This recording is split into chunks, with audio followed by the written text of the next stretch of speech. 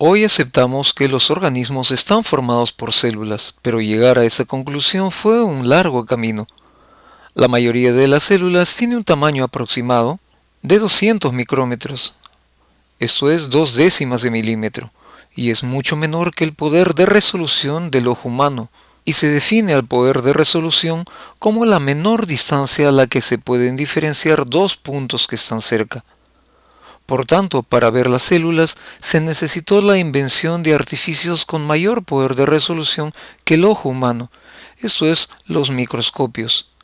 Esos equipos utilizan lente de cristal que proporcionan los aumentos, y el poder de resolución máximo de estos equipos es 0,2 micrómetros, 1000 veces mayor que el de nuestros ojos. Y el uso de los microscopios ayudó a identificar a las células como unidades que forman a todos los seres vivos, pero esto tardó debido principalmente a las diversas formas y tamaños que éstas presentan, y sin duda a la mala calidad de los lentes que formaban parte de estos equipos. Y en este video haremos una descripción del descubrimiento de las células, que tuvo mucha relación con el desarrollo de los microscopios. Y la idea de que la materia se subdivide en unidades pequeñas se remonta a la época de los griegos. Y así tenemos que Leucipo o Leucippus fue un filósofo griego al que se le atribuye la fundación del atomismo, según el cual la realidad está formada tanto por partículas infinitas, indivisibles, de formas variadas y siempre en movimiento, a lo que denominamos átomos, del término griego atomón, lo que significa que no puede ser dividido. Y por otro lado, Demócrito, también denominado el filósofo que ríe, desarrolló la teoría atómica del universo concebida por su mentor y antecesor, el filósofo Leucipo. Y otros filósofos, como es el caso de Aristóteles, defendían una continuidad de la materia, donde no habrían espacios vacíos. Y desde esa época hasta el siglo XVII hubieron científicos y pensadores que se posicionaron en uno o en otro bando, tanto al referirse a la materia inanimada como a la animada. La historia del descubrimiento de las partes más pequeñas de las que están formados los seres vivos es la historia del descubrimiento de la célula, y esa se inicia a principios del siglo XVII, cuando se confeccionaron los primeros lentes y el equipo para utilizarlos, apareciendo los primeros microscopios. La noción de célula está ligada a la elaboración y perfeccionamiento de los microscopios. Sin embargo, estos estudios iniciales sobre la construcción de los microscopios fue inspirado por la necesidad de comprobar la calidad de las telas, no la de estudiar a organismos vivos. Algunos de los descubrimientos y proposiciones conceptuales más relevantes en el descubrimiento de las células son los siguientes. A fines del siglo XV se construyó el primer microscopio y se considera que fueron los creadores Hans Lippershey y Hans Hansen y Zacharias Hansen, padre e hijo. Se les atribuye la invención de un microscopio del tipo compuesto, es decir, colocaron dos lentes de aumentos, uno a cada lado de un tubo, y el perfeccionamiento de ese equipo permitiría observar más tarde a las células. Y el primero de ellos, Hans Lippershey, fue un inventor y fabricante de lentes de origen alemán, que se estableció en Holanda y se le considera el creador del primer diseño de un telescopio práctico, y además el primero en solicitar una patente para ese diseño. Pero también es considerado por algunos como el inventor del primer microscopio. Y por otro lado tenemos a Hans y Zacharias Hansen, el segundo de ellos hijo de Hans. De acuerdo a los historiadores holandeses, fueron ambos quienes inventaron el microscopio compuesto de dos lentes en 1590. Pero en esta fecha Zacharias tan solo tenía 2 años, lo cual es imposible de considerar como cierto, mientras que otros señalan como fecha el año de 1608. El microscopio que desarrollaron consistía de un tubo como el que se aprecia en esta imagen, de 25 centímetros de largo aproximadamente y 5 centímetros de diámetro, con una lente convexa en cada uno de sus extremos, llegando a un aumento total de tan solo 9. Aunque muchos consideran que Zacharias Hansen fue el primero en fabricarlo, algunos piensan que la idea original fue de Hans Lippershey, como hemos descrito hace un momento. Y por otro lado, los historiadores italianos dan la autoría del microscopio en 1609 a Galileo Galilei, un astrónomo, matemático y físico italiano. Aunque Galileo Galilei no destacó por sus estudios microscópicos, sí lo hizo por la aplicación de las lentes en diversos aparatos como el telescopio y ese microscopio de la imagen. El equipo que realizó consistía en un tubo de unos 20 centímetros de largo con dos lentes, uno cóncavo y otro convexo, y habría adaptado lentes del telescopio para inventar de manera independiente el microscopio compuesto. Galileo Galilei, usando su invento, describe la cutícula de los insectos. Pero se considera que Giovanni Faber, de origen alemán y un médico residente en Roma, al servicio del Papa Urbano VII y además colega de Galileo, fue quien acuñó el término microscopio, del griego micron, pequeño, y scopein, mirar o ver. Pero fue Francesco Stelluti, un italiano que conocía muchas ciencias, entre ellas la microscopía, quien publicó los primeros relatos de observaciones al microscopio en una obra publicada en 1630. Y dicha obra contenía imágenes de organismos vistos a través del microscopio, donde describe, entre otras, a la superficie de las abejas. Y pocos años después, Odierna, un científico italiano, estudia y describe la apariencia al microscopio del ojo de la mosca y lo publica en una obra del mismo nombre. Y llegamos a Robert Hooke, que ha sido uno de los grandes científicos de la historia, nacido en Inglaterra y desarrolló estudios experimentales en áreas muy amplias del conocimiento, como la biología, la medicina, la microscopía, la física, entre otras. Y Hooke en 1665 publica un libro al que titula Micrografía, cuyo título completo es Micrografía o algunas descripciones fisiológicas de los cuerpos diminutos realizadas con cristales de aumento, con observaciones y disquisiciones sobre ellas, donde describe la primera evidencia de la existencia de las células. Y es en este libro donde aparecen por primera vez dibujos de imágenes tomadas con microscopía óptica. Es la primera publicación científica importante de la Royal Society de Londres y también fue, podríamos considerar, el primer bestseller científico, inspirando un gran interés público en la nueva disciplina de la microscopía. Y también es importante y notable el trabajo que realizó Robert Hooke, ya que él fue quien acuñó el término célula. Al estudiar el corcho, vio una disposición en forma de panal de abejas, aunque algunos autores indican que más bien le recordaba las celdas de los monjes de los monasterios. Y a cada estructura pequeña la llama celdilla o célula, pero en realidad no observó una célula viva, ya que el corcho es la corteza de un árbol, el alcornoque, y sus células están muertas. Lo que observó era el espacio vacío que queda en una célula vegetal, delimitado por la pared celular. Él consideró que esos espacios eran lugares por donde se moverían los nutrientes de las plantas. El libro Micrografía contiene además la descripción detallada de 57 observaciones realizadas con el microscopio que el propio Hooke fabricó y 3 observaciones telescópicas. Fue recibida con un entusiasmo muy grande por parte de la comunidad científica europea en esos tiempos. Y aunque parezca raro, no existen retratos de Robert Hooke que certifiquen la autenticidad, debido a disputas con Isaac Newton sobre la teoría de la gravitación universal. Y ocurre que cuando falleció Robert Hooke en 1703, meses después Newton fue elegido presidente de la Royal Society en Londres y cambiaron de sede a dicha organización. Y en ese transcurso el retrato original de Hooke desapareció y no se ha encontrado uno hasta la actualidad. Por esa razón, en el año 2003, la pintora de historia Rita Greer inició un proyecto en memoria de Hooke, destinado a producir imágenes creíbles de él, y con las descripciones procedentes de sus colegas, presentó la reconstrucción que se muestra en esa imagen. Y aquí se puede ver a Hooke con un resorte, ya que estableció la ley de la elasticidad, un reloj de bolsillo, un fósil y un mapa de Londres después del gran incendio de 1666, ya que él ayudó en el planeamiento de la reconstrucción de dicha ciudad. Además, a la izquierda de la imagen se observa el cielo, por el interés que tenía Robert Hooke sobre la astronomía.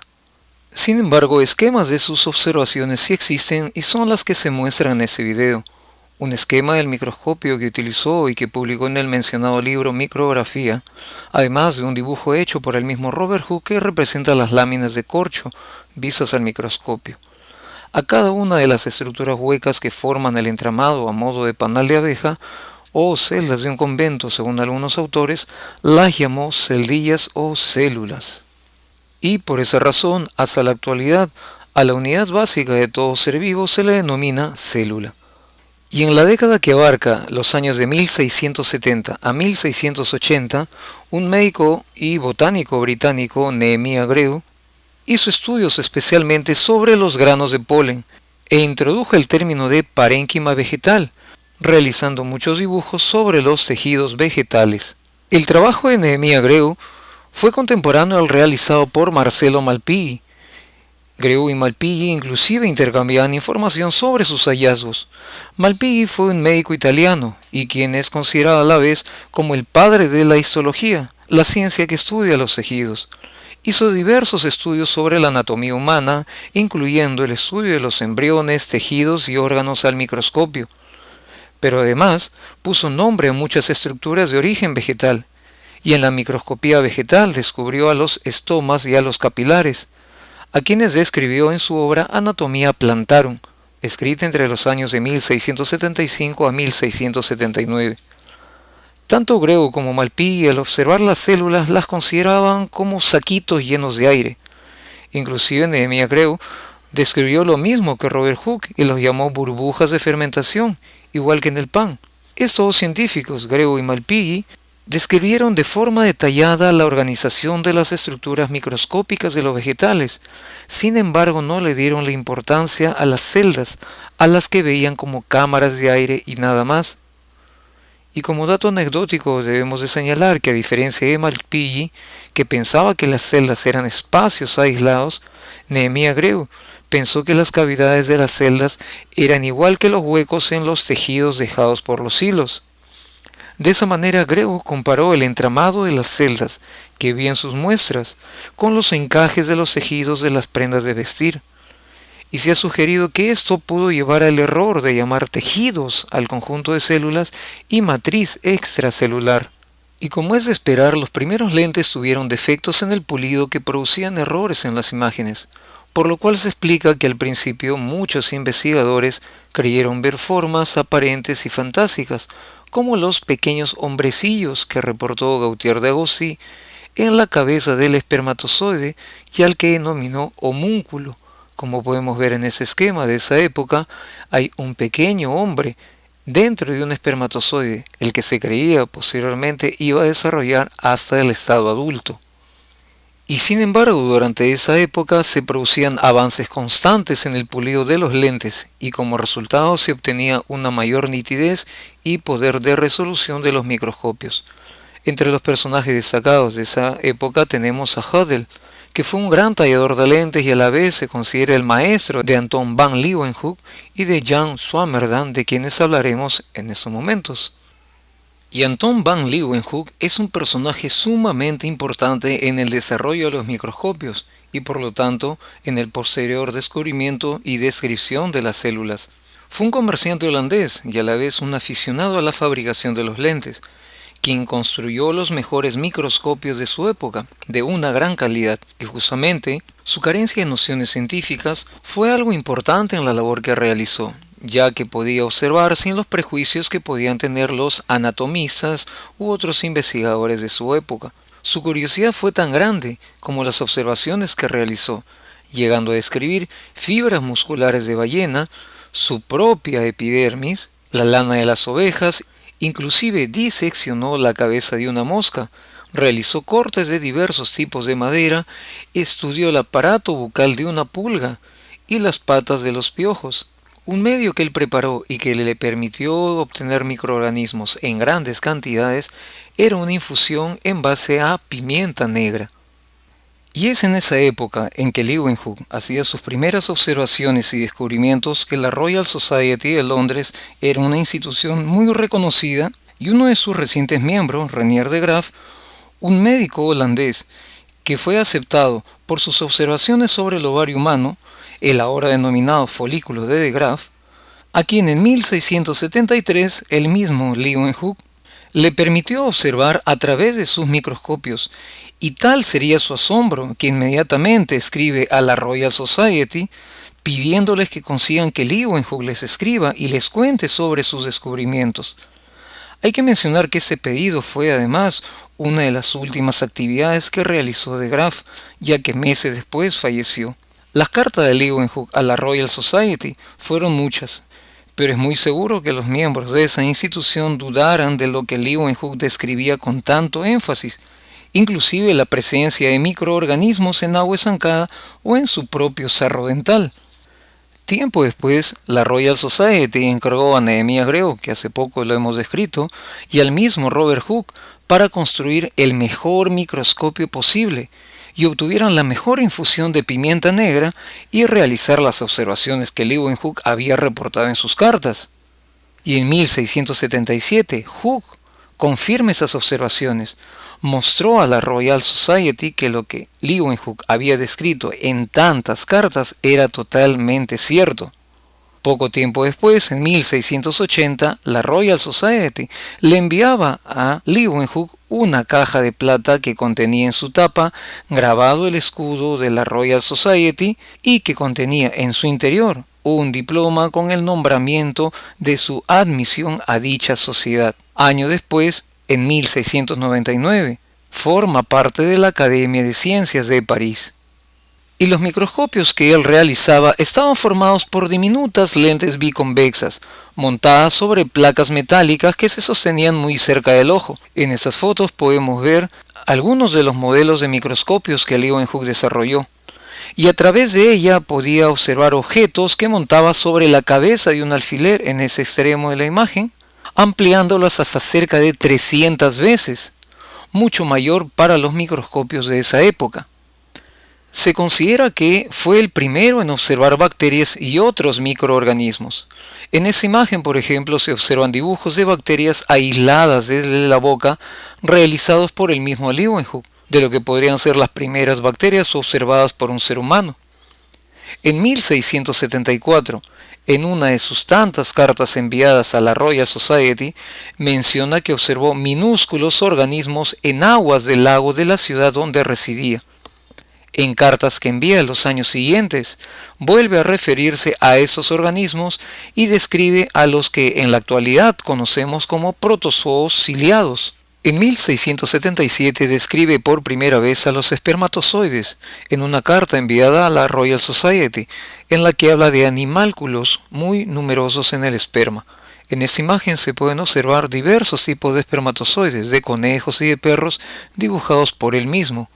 Leeuwenhoek también observó gotas de agua estancada, sangre, entre muchas muestras que su curiosidad lo llevó a analizar, como apreciamos en estas imágenes, los esquemas de glóbulos rojos de salmón y también levaduras aisladas probablemente de alguna bebida fermentada. Leeuwenhoek era bastante reacio a mostrar sus equipos y mucho menos que alguien pueda poner sus manos sobre ellos.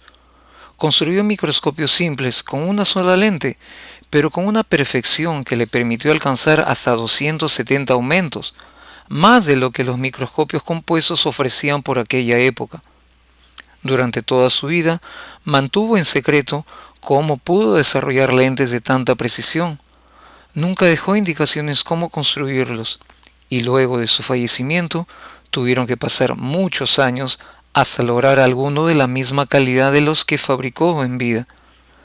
Puede ser considerado como el padre de la microbiología, puesto que fue el primero en publicar observaciones de bacterias y de protozoarios. Realizó descripciones de multitud de materiales biológicos con unos detalles hasta entonces desconocidos. Por esos años, Jan Swammerdam, un zoólogo y anatomista de origen holandés, estudió principalmente a los insectos haciendo uso de microscopios que él mismo construía y que publicó obras donde los describía, como la Historia General de los Animales que carecen de sangre y el Libro de la Naturaleza o Historia de los Insectos. Por otro lado, el médico y botánico suizo Albrecht von Haller es considerado el padre de la fisiología moderna. Él propone que los tejidos animales estaban formados por fibras.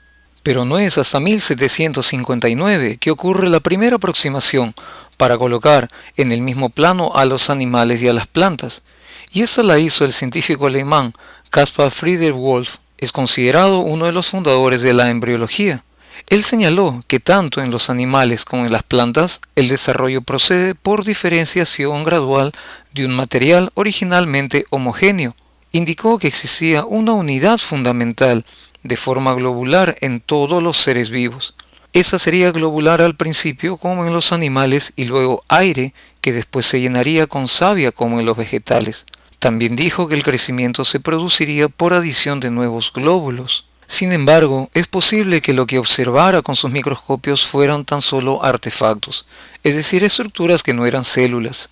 Y en su obra, Theoria Generationis, argumenta con sus observaciones que los organismos vivos se forman por desarrollo progresivo y las estructuras aparecen por crecimiento y diferenciación de otras menos desarrolladas. Esas ideas eran contrapuestas a la que por aquella época existía, la denominada teoría preformacionista, la cual proponía que los gametos llevaban organismos minúsculos ya formados y que hemos descrito anteriormente y que llegaban a su estado adulto solo por el aumento de tamaño de cada una de sus partes. Otro de los investigadores muy importantes en el mejoramiento de los microscopios fue el astrónomo, óptico y naturalista italiano Giovanni Battista Amici. Hizo importantes descubrimientos en el campo de la óptica, especialmente en la microscopía. Corrigió muchas aberraciones de las lentes de los microscopios y debido a sus propios avances en la microscopía se interesó en el campo de la botánica, la histología y la fitopatología. Y entre los años de 1820 a 1830 se inicia en Francia la gestación de la teoría celular, con Henri Milne Edwards, un zoólogo de esa nacionalidad y líder de la escuela de la zoología fisiológica, la que defendió el estudio de los animales en su ambiente natural, oponiéndose al estudio anatómico de los animales disecados. Y fue el médico y naturalista francés François-Vincent Raspail quien propuso que cada célula era como un laboratorio gracias al cual se organizan los tejidos y los organismos. Cada célula poseía nuevas vesículas que se iban independizando. Incluso propuso que tendrían sexo.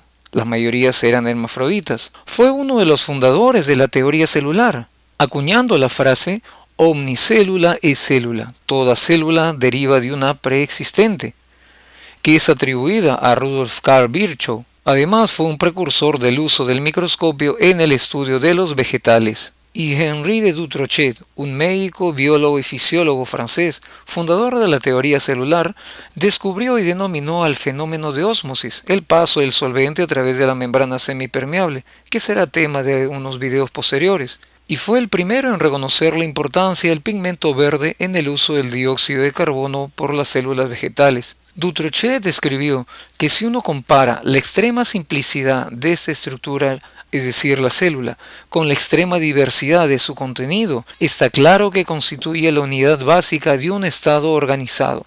En realidad, todo es finalmente derivado de la célula, en palabras del mismo Dutrochet. Él estudió muchos animales y plantas y llegó a la conclusión de que las celdas, así llamadas de los vegetales, y los denominados glóbulos de los animales eran lo mismo, pero con morfología diferente. Además, fue el primero que asignó alguna función fisiológica y propuso que unas células se creaban dentro de las otras, en contra de la teoría de la generación espontánea. Y los descubrimientos y descripciones de estructuras dentro de las células siguieron avanzando.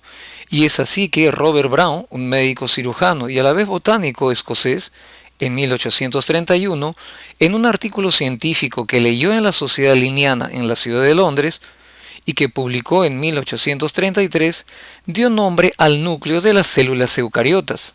El núcleo ya había sido observado antes, ya que en una carta de Leeuwenhoek a Robert Hooke en 1682 describe una estructura en el interior de los glóbulos rojos de la sangre de un pez que no podría ser otra cosa más que un núcleo, aunque no le llamó la atención esta estructura. Recordemos que en los humanos los glóbulos rojos o eritrocitos carecen de núcleo, mientras que en otros animales esas células son nucleadas. E inclusive años antes, en 1802, Franz Bauer había dibujado el núcleo como una característica normal de las células vegetales, pero fue Robert Brown quien le dio el nombre que lleva hasta la actualidad, dándole el crédito de los dibujos de Franz Bauer. Tanto Bauer como Braun creían que el núcleo no era universal.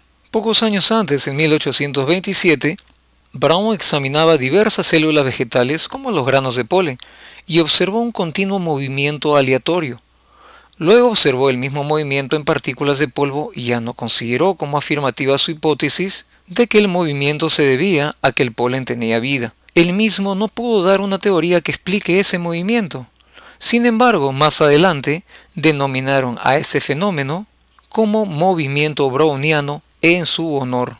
Y las primeras revisiones documentadas del nucleolo las realizaron el anatomista Rudolf Wagner en 1835 y el fisiólogo Gabriel Gustav Valentin en 1836. Y en 1838 el botánico alemán Matthias Jakob Schleiden formaliza el primer axioma de la teoría celular para las plantas, ya que él no estudió nunca tejidos animales. Y él afirma que los vegetales son agregados de seres completamente individualizados, independientes y distintos. Es decir, todas las plantas están formadas por unidades llamadas células. Y solo unos meses después, casi un año, de que Schleiden publicara su teoría celular sobre las plantas, su compatriota y amigo Theodor Schwann la hizo extensiva a los animales, unificando así la botánica y la zoología bajo una teoría común. Cuentan que Schleiden y Schwann tuvieron un encuentro en Berlín en 1837, donde habían intercambiado sus observaciones del mundo vegetal y animal. Las investigaciones de ambos científicos definieron un marco general para el estudio del mundo natural y el funcionamiento general de las células. Y Theodor Schwann, un fisiólogo y anatomista prusiano, recordemos que posteriormente esa región pasó a formar parte de Alemania, hizo extensivo ese concepto a los animales y por extensión a todos los seres vivos. Y en 1839, en una de sus publicaciones, define a la célula como una estructura rodeada por una membrana, estructura que en verdad no vio y que ya había sido imaginada por Dutrochet 2 años antes mediante estudios de ósmosis, como hemos indicado hace un momento. Y es que lo que Schleiden y Schwann describieron como membranas era en realidad la pared celular de las células vegetales, más el citoplasma periférico de esas células. Theodor Schwann fue más allá y propuso que esa errónea membrana sería como una barrera capaz de mantener un medio externo separado de un medio interno a modo de barrera, cosa que se ha demostrado cierta pero para la membrana celular auténtica. Hay algunas afirmaciones que aseguran que Schwann conocía los escritos de Dutrochet y cogió, digamos, prestadas sus ideas. Schwann y Schleiden también habían apoyado la idea de que las nuevas células surgían solo desde el interior de las células preexistentes, cosa que se demostró erróneo. Aunque tradicionalmente se atribuye la unificación de postulados de la teoría celular a Schleiden y Schwann, hay al menos otros 5 científicos que llegaron antes a la misma conclusión. Oken en 1805, Dutrochet en 1824, Purkinje en 1834, Valentin en 1834 también y Raspail en 1840, donde destaca Dutrochet como hemos indicado anteriormente. Y entre 1839 a 1846 hizo grandes avances en las características y estructura de una célula Jan Evangelista Purkinje, un anatomista, un fisiólogo y botánico checo, que fue el primero en utilizar un micrótomo para realizar delgados cortes de tejidos para la observación microscópica y fue de los primeros en utilizar una versión mejorada del microscopio compuesto. Entre los aportes importantes que realizó está la introducción de los términos plasma sanguíneo y protoplasma. Y por esos años un médico y botánico alemán, Hugo van Moll, también propone de manera independiente el término protoplasma y demostró que éste es la fuente de todos los movimientos y describe su comportamiento durante la división celular. Y en 1856 el médico alemán Rudolf Virchow propuso a la célula como la forma más simple de manifestación viva y que a pesar de ello representa completamente la idea de vida. Es la unidad orgánica, la unidad viviente indivisible. Y a mediados del siglo XIX esta teoría quedó consolidada. Y a fines del siglo XIX, en 1899, el fisiólogo británico Charles Ernst Overton es el pionero de la teoría de la membrana celular. Propone una naturaleza lipídica para la región entre el protoplasma y el medio externo, y sugirió la existencia de una fina capa de lípidos rodeando al protoplasma, basándose en experimentos de ósmosis. Y hasta que en el siglo XX, en 1932, aparece el microscopio electrónico. Fue inventado en Alemania por el ingeniero electricista Max Noll, trabajando en la Universidad Técnica de Berlín junto a su estudiante Ernest Ruska, que era un físico que en el año de 1986 gana el Premio Nobel de Física por su trabajo en óptica electrónica que incluía el diseño del primer microscopio electrónico. El microscopio óptico usa el espectro de la luz visible, pero sus propiedades de longitud de onda no pueden discriminar dos puntos que están a menos de 0,2 micras de distancia. Mientras que con el microscopio electrónico se pudieron estudiar estructuras internas de la célula, que eran del orden de los nanómetros, es decir, 10 a la menos 3 micras. Un hecho que quedó resuelto en el microscopio electrónico es la existencia de la membrana plasmática rodeando la célula. Era la primera vez que se podía observar. Pero también membranas formando parte de estructuras internas. El interior de la célula eucariota se mostró muy complejo y rico en compartimientos. Y hacia 1960 ya se había explorado la célula a nivel ultraestructural. Y como vemos, el definir a una célula y estudiar su estructura fue un camino bastante largo y complejo. Y para poder definir qué es un ser vivo o qué es una célula, tenemos que llegar a describir características de estas. Ese es el tema de nuestro próximo video.